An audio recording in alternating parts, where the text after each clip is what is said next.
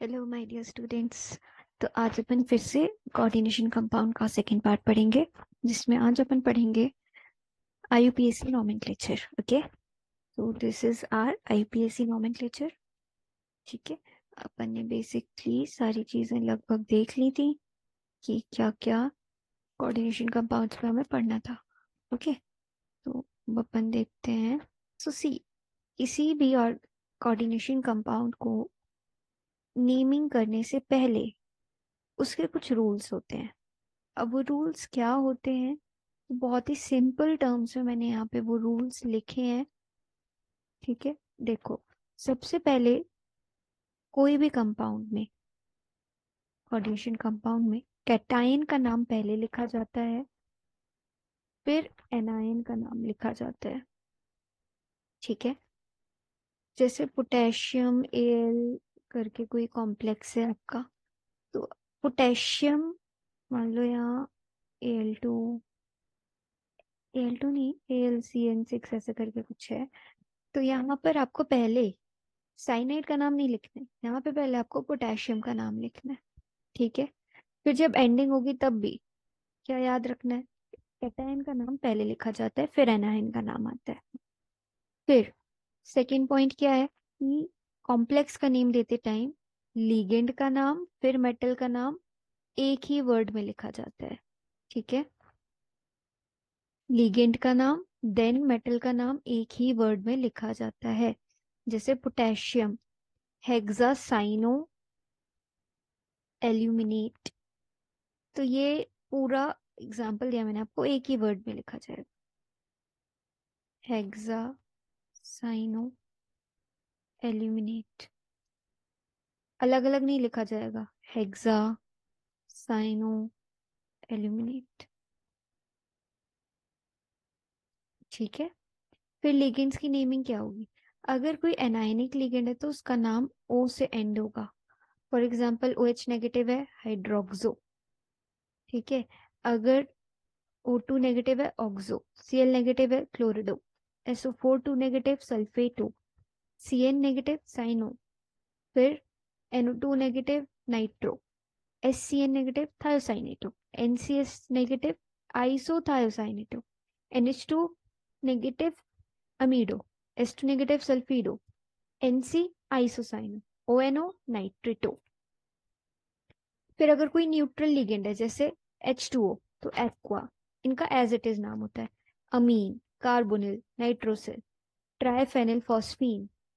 फिर अगर आपका कोई ऑर्गेनिक लिगेंड है, ठीक है, ऑर्गेनिक लिगेंड है तो इसका नाम एज सच लिखा जाता है। तो जैसे आप देखो यहाँ पे C6H5 है, ये क्या है, ये फेनिल है। ठीक है ना, फेनिल, तो इसको हम फेनिल लिखते हैं। फिर अगर यहाँ पर देखो पिरिडीन है, तो इसको भी हम पिरिडीन, ये पिरिडीन ही है तो इसको पिरिडीन ही बोलेंगे, है ना। फिर मिथिलमीन। फिर फोर्थ पॉइंट क्या है कि अल्फाबेटिकल ऑर्डर लिगेंड्स के नाम में फॉलो किया जाता है।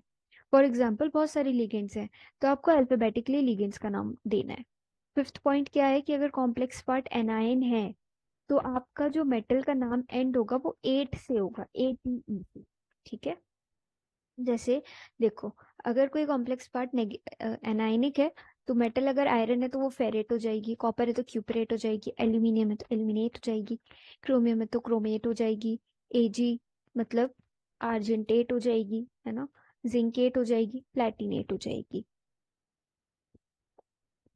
फिर सिक्स्थ पॉइंट क्या है, do not mention number of counter ions. Counter ions कितने हैं वो आपको मेंशन नहीं करना है।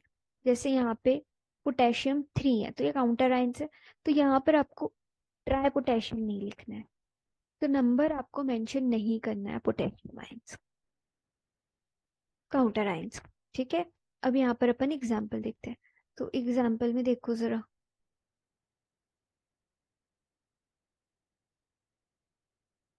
ठीक है, सबसे पहला एग्जाम्पल है K3FeC2O4 होल थ्राइस। तो अपन ने क्या देखा, सबसे पहले अपन को कैटायन का नाम देना है, देन एनायन का नाम देना है। तो ये क्या हो जाएगा, काउंटर आयन का नंबर भी मेंशन नहीं करना, तो ये हो जाएगा अपना पोटेशियम। फिर लिगेंड्स का नाम देना है, तो ट्राई ऑक्सीलेटो ये गैप नहीं देना है मुझसे, गैप हो गया यहाँ। Trioxalato, then ferrate. अब ये थर्ड, थर्ड कैसे आया, तो ये ऑक्सीडेशन स्टेट होती है। ठीक है, तो ऑक्सीडेशन स्टेट को आपको रोमन नंबर में लिखना है। अब ऑक्सीडेशन स्टेट कैसे निकालें, तो जो सेंट्रल मेटल है उसको आप एक्स मान लो जिसकी निकालनी है। अब यहाँ पोटेशियम पे पॉजिटिव चार्ज होता है ना, तो 3 + x कर दो। फिर यहाँ माइनस इसलिए लिखना पड़ेगा कि ऑक्सीडेटो नेगेटिव है ना, इस पे नेगेटिवली क्या होता है, नेगेटिव चार्ज होता है ना, 2 नेगेटिव होता है। और यहाँ 3 है तो क्या हो गया, 3 × 2 = 6। तो ये कितना हो जाएगा, x = 3 आएगा ना, तो इसलिए यहाँ पे 3 लिखा है। फिर आप देखो HgCOSCN4, तो ये क्या हो जाएगा, ये हो जाएगा मर्क्यूरी। ठीक है, फिर यहाँ मर्क्यूरी नहीं लिखा है, लिखना चाहिए यहाँ पे मर्क्यूरी। ठीक है, फिर टेट्रा थायोसाइनेटो SCN है ना, तो थायोसाइनेटो कोबाल्टेट। ठीक है, टेट 8 आया ना। अब यहाँ पर भी देखो, एनाइनिक लिगेंड था तो ये एनाइनिक कॉम्प्लेक्स हो गया, इसलिए यहाँ फेरेट आया। यहाँ पे भी कोबाल्टेट आया। ओके, यहाँ पर भी क्या होगा, 3 ऑक्सीडेशन स्टेट है। अब यहाँ देखो लिथियम AlH4, ये यहाँ पर कॉम्प्लेक्स दिया हुआ है, तो क्या हो जाएगा, लिथियम टेट्राहाइड्राइड एल्यूमिनेट थर्ड। अगेन इसकी एक्स हो जाएगी, इसकी +1 प्लस, ये क्या हो जाएगा आपका यहाँ पर -4 = 0। तो ये -3 वहां जाएगा तो क्या हो जाएगा, +3। ओके, अब यहाँ पर Na3AlF6 है, तो इसका नाम क्या हो जाएगा, सोडियम काउंटर आयन का तो नंबर है मेंशन ही करना है, हेक्साफ्लोराइड 2, क्योंकि नेगेटिव लिगेंड है ना, नेगेटिव चार्ज है इस पे, तो ओ से एंड होता है नाम। फिर एल्यूमिन, तो एल्यूमिनेट। ठीक है, क्योंकि नेगेटिव लिगेंड है, तो मेटल पे भी क्या आ जाएगा, 8 आ जाएगा। अब ये थर्ड कैसे आया, थर्ड वैसे ही आया, सोडियम पे 3 है, Al का निकालना है, और ये -6 है, तो ये कितना हो जाएगा, 3 उधर जाएगा तो +3।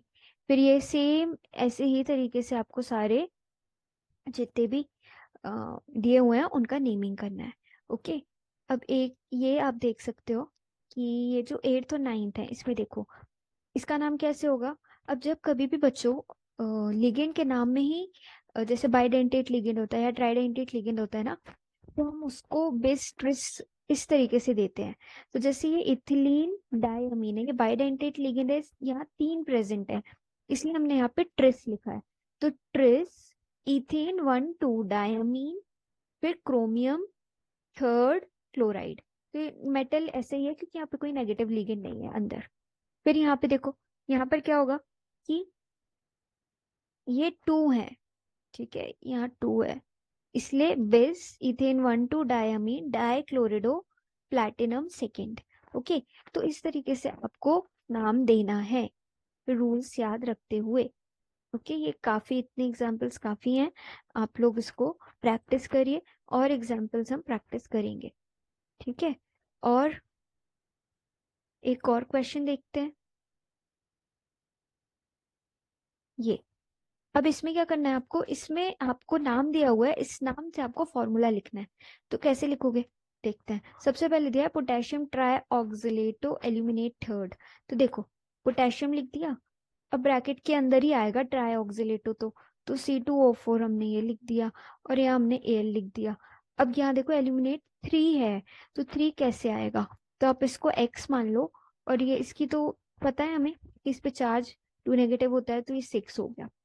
अब 3 चाहिए हमें, तो 3 एलिमिनेट की ऑक्सीडेशन स्टेट कैसे आएगी, यहाँ पे 3 होना चाहिए, तो यहाँ 3 कैसे आएगा जब 3 पोटेशियम होंगे। इस तरीके से आपको निकालना है। फिर देखो टेट्रासाइनो निकिलेट सेकेंड आए, तो टेट्रासाइनो, तो CN तो 4 होंगे, अब निकिलेट है तो NI हो गया, अब सेकेंड आयन है। अब देखो निकेल को एक्स मान लो, इसकी ऑक्सीडेशन स्टेट निकालनी है। अब यहाँ पर क्या होगा, CN पे 4 मान लो नेगेटिव, क्योंकि एक CN पे -1 होता है, 4 CN पे -4। अब यहाँ 2 चाहिए निकलेट का, 2 कैसे आएगा, 2 कैसे आएगा, 2 ऐसे आएगा कि अगर यहाँ पर 2 नेगेटिव हो तो आप इसको यहाँ ले जाओगे, है ना, ले जाओगे यहाँ पे तो क्या होता है, ये -2 यहाँ आके क्या हो जाएगा, +4। तो क्या आ जाएगा, 2 आ जाएगी ऑक्सीडेशन स्टेट। तो जब भी कोई, जैसे ब्रैकेट पे ऐसा लिखा होता है ना, ऐसा, तो ये चीज जो होती है ना वो इक्वल्स टू के इस साइड आ जाती है। ठीक है, ये आपको याद रखना है। और यहाँ प्लस भी हो सकता था तो यहाँ प्लस ही रहता। फिर देखो थर्ड, पोटेशियम टेट्राहाइड्रोक्सो जिंकेट सेकेंड। तो पोटेशियम तो पहले लिख दिया हमने, जिंकेट जिंक लिख दिया, टेट्राहाइड्रोक्सो तो इसको हमने ऐसा लिख दिया। अब जिंकेट 2 है तो कैसे लिखेंगे जिंकेट 2, तो देखो एक्स मान लो इसको, हाइड्रोक्सो, हाइड्रोक्साइड पे माइनस होता है तो ये -4 लिख दिया। अब 2 चाहिए तो यहाँ पे 2 होगा तभी तो आएगा, तो ये K2 हो गया। सिंपल है। इस तरीके से आपको सारे सॉल्व करने हैं। आई होप आप लोग को ये समझ आए। इसके बाद हम आइसोमेरिज्म पढ़ेंगे नेक्स्ट वीडियो में। Thank you.